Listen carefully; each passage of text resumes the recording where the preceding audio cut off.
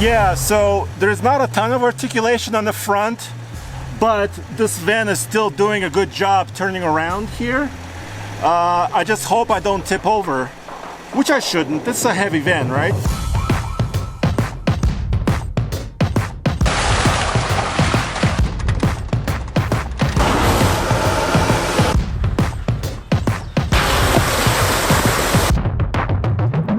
Van life and going off-road in your van, is it just for show or is it real?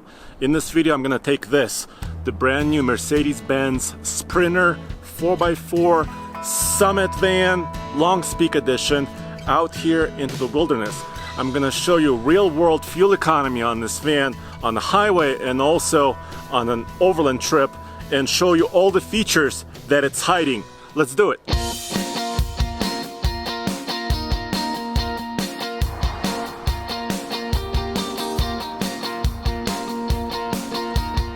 I'm gonna wait 30 seconds as always and top off. Guys, how do you like my mask? My daughter made it for me. That was very nice of her. For public areas, I want to wear that. I wanted to show you my current consumption just running on a highway, two-wheel drive, 15.5 mpg. Of course, I just filled up. We're gonna climb the mountain, go off-roading, and actually get real-world overlanding fuel economy.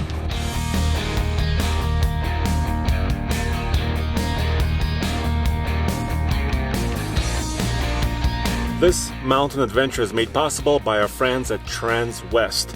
Use the link below, check them out, because this particular Summit van is only available at Transwest. They actually specify it, build it, certify it, and pricing changes all the time. So if you want this van, you can call them and figure out exactly what the deal is. This Sprinter 4x4 is about as long as a regular crew cab pickup truck. The wheelbase is about 144 inches. This thing weighs, with all of the equipment it has in it, about 7,000 pounds. It's like a heavy-duty truck. And it's got a proper four-wheel drive system with low range and extra ground clearance. Well, let's look under the hood and see that turbo diesel engine and see what it's made of.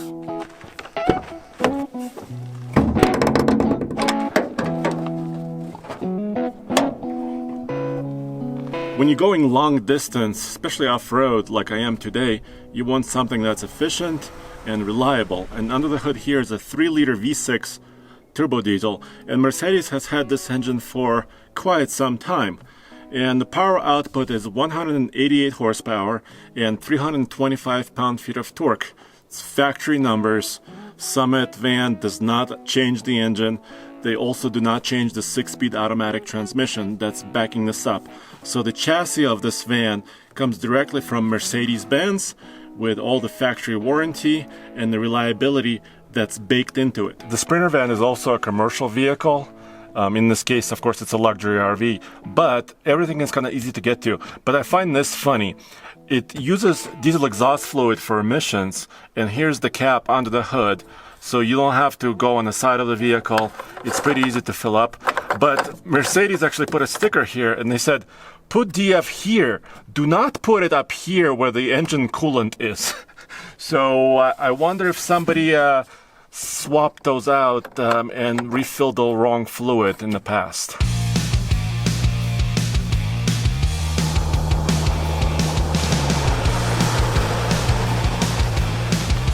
The four-wheel drive system in this Summit van is unique. It's not quite like you're used to in your pickup truck.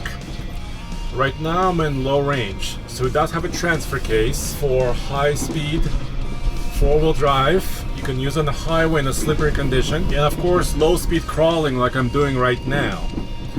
Of course, to switch from 4x4 high to low range, you have to be stationary and in neutral. But in order to switch from two-wheel drive to 4x4, you also have to be stationary and in park.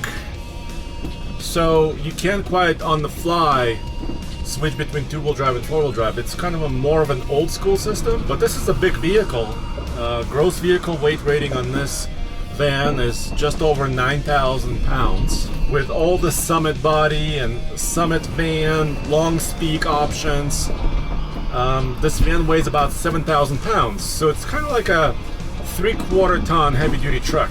Yes, this van does have side steps, and they're pretty nice. They're helpful to get in, and I haven't hit it yet on a rock, so far so good. I gotta say, after doing off-roading for several years, this might be the most comfortable seat I've ever experienced. It has leg support down here, and that helps me because I'm just over 6'2" with longer legs. And it also has a nice elbow rest right here. So when you get in, you could set the height of your elbow rest, and then you can go about 1,000 miles. And of course, this is a brand new 2020 model. Brand new steering wheel, brand new center console design, center dash, infotainment system, and of course, push button start. So let's fire this up and look at the features. Let's talk about the driver position, because you might be spending a lot of time in this van if you're going overlanding and over rough terrain too. The steering wheel is telescoping and tilting, so you can get very comfortable. And lots of controls here. This is not the top of the line Mercedes chassis. I'll show you that in a second, but the steering wheel is fully equipped with a lot of controls here. Your phone and volume controls on the right, menu controls with a really fancy touch sensitive button. See, just by touching this button I can control the center screen, which is not the largest available in the Mercedes, but still very nice color and high res. And here's the nav system. We're in the Roosevelt National Forest. On this side is your cruise control settings, very useful. And of course another touch button, but this one controls now the gauges in the center.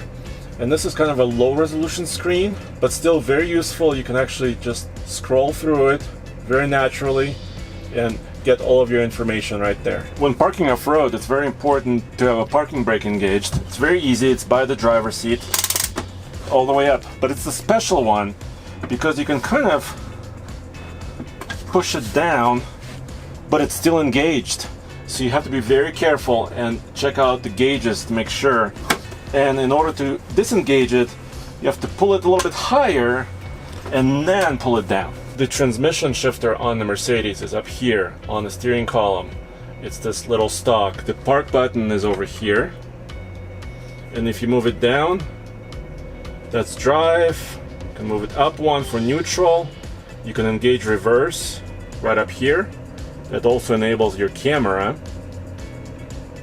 But in order to go into 4 low, I need to be in neutral, so I have to go down one. I hear the nice off-road switches down here by your right knee. This one right here, although it doesn't say it, it's the 4 low range engage. So as long as you're in neutral, you can click it up to engage it, or also hit it again to disengage it. Over here is your 4-wheel drive. And finally, the DSR is your hill descent control speed. So if you want to use it on the descent, you can use it and you can control your speed between like 1, 2, or 3, 4, 5 miles an hour. You can also access your camera. And I like the fact that they put the ladder in the back on the side, so you have most of your view available to you, and you can change how wide your view is. That's pretty nice. It also tells you where your bumper is with the red lines. This is a van, so of course it has a lot of cubby holes and cup holders. Up here in the dash, it does have 2 spaces that can hold a phone in a pinch. Right there, it's not gonna come out much. 4 cup holders here in the front. And if you thought that wasn't enough, there's of course the cup holders up here on the dash as well. And they're pretty tall actually, surprisingly so. And then there's a gigantic space right here with a couple of chargers.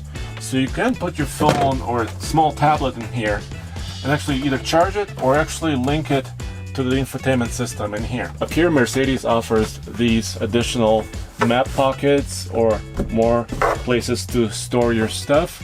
And there's heavy duty handles. Up here, even for the driver, and right down here by the door. Up here, some custom touches by Summit Van. There's a light bar switch that's mounted on your roof rack. And here's a way to merge your batteries. So you can merge the battery that's with the Mercedes chassis with the lithium-ion batteries that are in the RV portion in the back.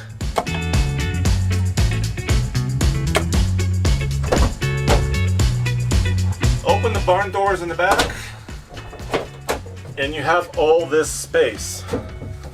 So first of all, like I told you, I'm about 6'2", and I have just enough headspace. There are many companies that offer a Sprinter-based RV, especially in a 4x4, but this is what makes Summit Van unique. It's this floor system. It's basically a utility track, and it passes the government inspections. Transwest guys tell me NHTSA regulations are all cleared for safety. Now let's get the bed in place. It uses these aluminum cross members. Now you have a pretty large, basically almost a queen size bed. Let me get in. Okie doke. So like I told you, I'm about 6'2" or just over. And these sides have extensions specifically for guys like me. So right here I'm basically fitting all the way across, and if I sleep down here in the back, I can go like this. Ah, nice.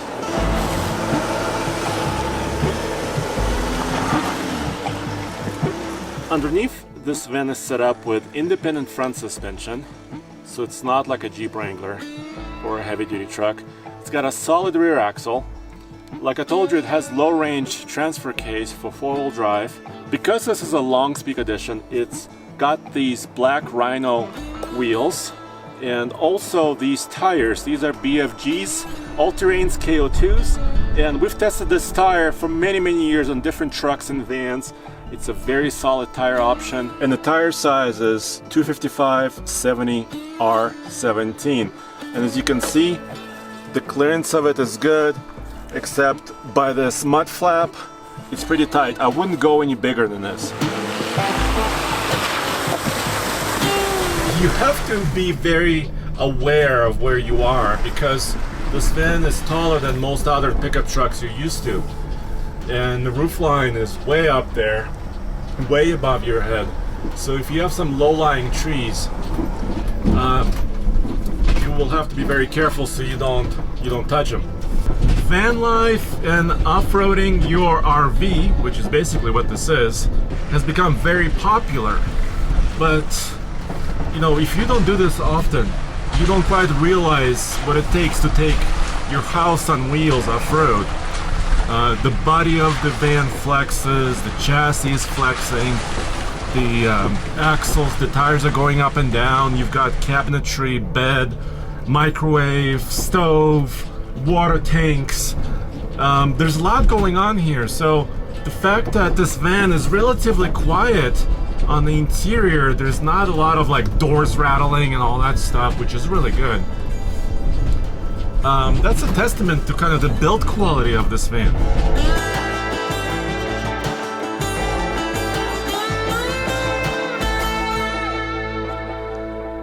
Alright, so the bed is made, but now you need to get some protection from the bugs and the environment. So there's this shade. It has a few features. First of all, it comes all the way down.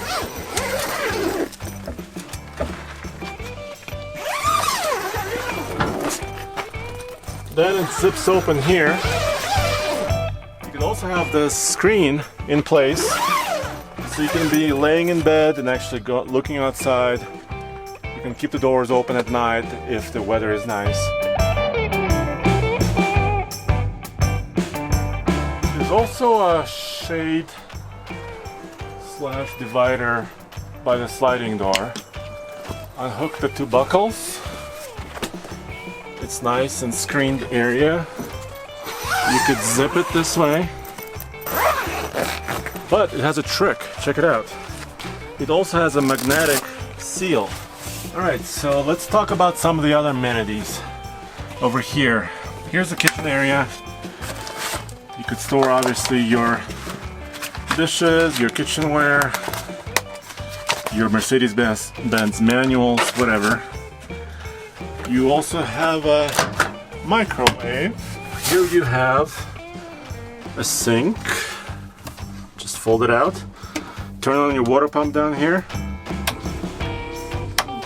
And the water is basically ready. Your Furrion induction top stove. And there's a small fridge down here as well. Here's your water tank access and additional storage. Over here you can monitor a few parameters, including your gray water, fresh water, also your battery level. Down here by the sliding door, you have your solar charge controller. You can see the charging status, the battery status. Up here is a heater control.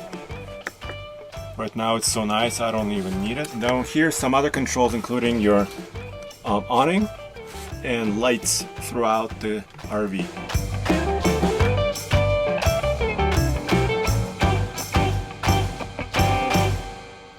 I know a lot of you say, well, my Civic can go on this trail. Well, actually no, your Civic cannot. So this rock right here is about a foot tall and deep snow is coming up. So I gotta turn around. It's a perfect way to test the maneuverability and the turning radius on the Summit van. Let's do it.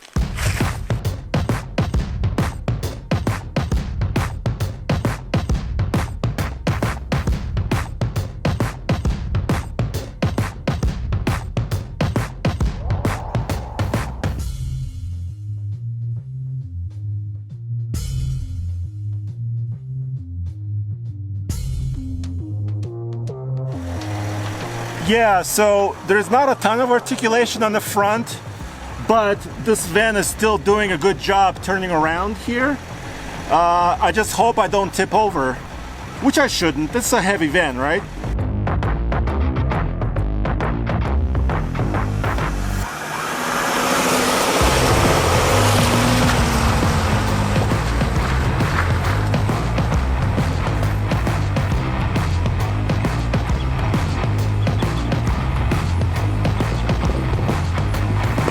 In the back here, this van comes with a couple of accessories. First, there's a tough roof rack that I'll show you in a second. There's also a hitch mounted step and a way to get up there. Let's try it.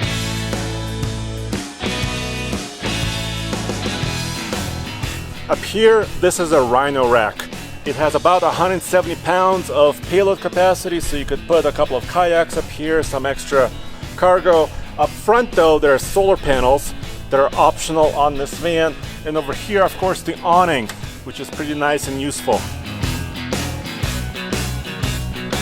Yep, here's that optional step I was talking about. It's easy to remove, just a pin. And this van, according to Transwest and Summit Van, has a towing capacity of 5,000 pounds. So the towing capacity doesn't really change after all of the modifications to make it into an RV. And you have a 7-pin electrical outlet right here for your trailer wiring. The Summit van has up to 2 optional seats, or actually as many seats as you optionally want to equip it with, although those extras will come at an additional cost.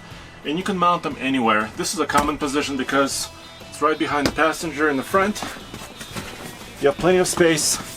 You have your built-in seat belt, and it's mounted solidly into the track system in the floor.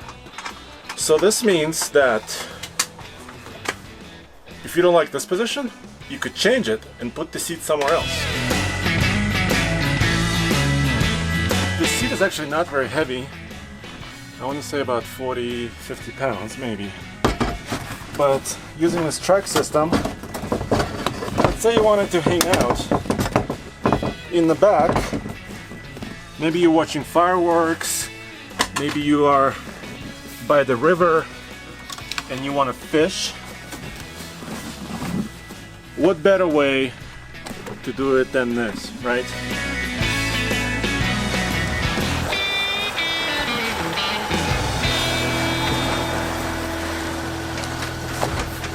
Okay, now let me do my turn, and this van turns on a dime.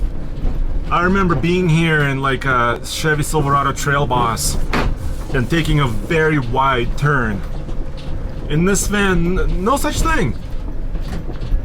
You can turn more like a small SUV than a big long truck.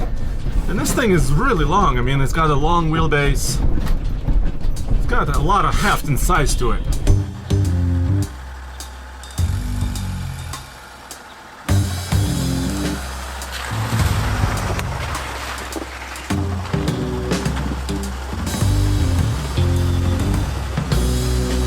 You might be wondering about this finish on the hood. Well, it's actually a decal. Yes, it looks cool. It's got the Summit Van logo kind of inside of it, but it's also functional because when you're driving off-road and you have that light bar on top of the roof rack on, it will cut down some of the glare, especially if the sun is hitting you at the wrong angle, something like this. It's a useful feature. I like it. This van is mindful about solar.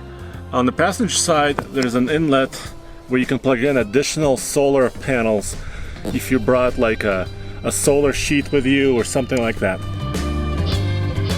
On the driver's side, there's another solar connection, so you can use that to charge the onboard batteries. And if you want to run air conditioner, you do have to be plugged in to shore power, and you can do that right here. And here on the driver's side, there's also a way to fill your fresh water tank and drain your gray water tank. There is no black water. There is no onboard built-in bathroom toilet facility. The diesel fuel filler is hiding over here. See, you can't really open it without opening the door, which is a nice safety item. Then you open the driver door. It's very easy. And you can fill up right here. 24.5 gallon capacity. If you watch TFL Truck, you know I love payload stickers. Over here, Summit Van provides a special sticker for this particular build. 2,060 pounds of total payload capacity after all the equipment is in here. And they make a note about water weight. Full tank of water for the water system is about 125 pounds. Very useful and also quite a lot of payload. And this sticker is also very, very important. This van is built to a standard that's RV Industry Association certified. It has a number here and a sticker. And what does that give you? Well, first of all, it gives you peace of mind that this van is safe and it has passed government inspections, but also you can finance it as an RV with a longer term loan if you want to. You could also register and insure it as an RV, giving you some benefits there. And then you can go into all of the, of course, national parks as an RV. On this driver's side, here's your access panel for your Lion Energy lithium-ion batteries. They're higher capacity than regular batteries. They're a little bit more lightweight. It's just a very good solution. Plus, they can be fed by solar. I like to see this very much. Down here, you have access to your water hose. And over here, you can plug it in and use, you have 20 gallons of fresh water on board. So you have access to it. Storage space up here. Access to some of your items in here, like your electrical, your heater, etc., etc. Power control center. All your fuses are right here, pretty easy to reach. More fuses down here. Everything is labeled. Whenever you have an RV or a vehicle that has a lot of accessories, always nice to see this. On the passenger side, a large storage cabinet here. I put my hoodie and a few other items in here. Nice storage area. And down here, this is also your cable for your shore power if you want to actually run an air conditioner like at a campground. This Dometic air conditioning unit is pretty low profile. I'm just touching it with my head. The power and temperature controls are here. Up here you have extra LED lights. They can be all on, all off, or you can control them individually by kind of swiping this little button.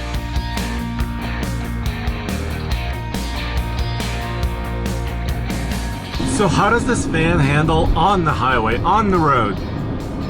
It's actually very comfortable. Like I told you, the seat is ultra comfortable. I can just lean back, relax. The vision is very good. I feel like I'm sitting tall. I'm looking down on traffic, and I have really good visibility with my mirrors. One caveat: if you're in the mountain road like this, and you're going through these twisties, this van will try to lean quite a lot because it does have some weight on top. It's got the air conditioner, it's got the roof rack. So if you don't have weight loaded in the van itself, like I don't, it becomes a little bit tippy. So you need to go a tiny bit slower through the mountain canyons. But on a straight highway, this van is very quiet, comfortable, nice.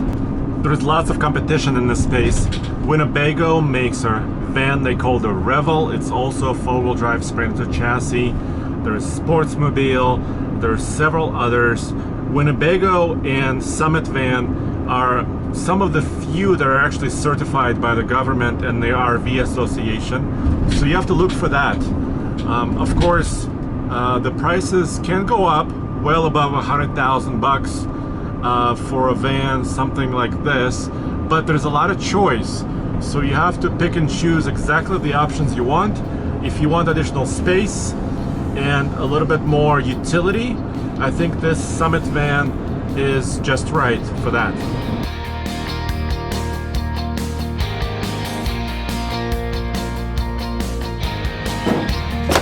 All right, let's see what we got.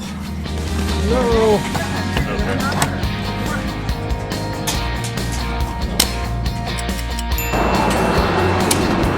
All right, guys, so this is kind of an impromptu up the mountain, down the mountain, and 4 miles of very hardcore off-roading, very slow going, lots of idling.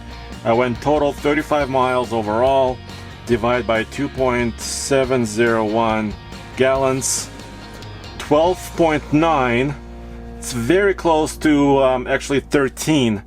And guys, if you think about it, this is a 7,000-pound van, and I idled off-road a lot. I crawled over rocks. I nearly tipped the van, and then went up and down a mountain. So I am pleased with that number. 13 mpg overall is good, solid number. And you saw running empty on the highway, it's possible to get about 15.5, maybe 16 miles per gallon. Yep, I can tell you it is for real.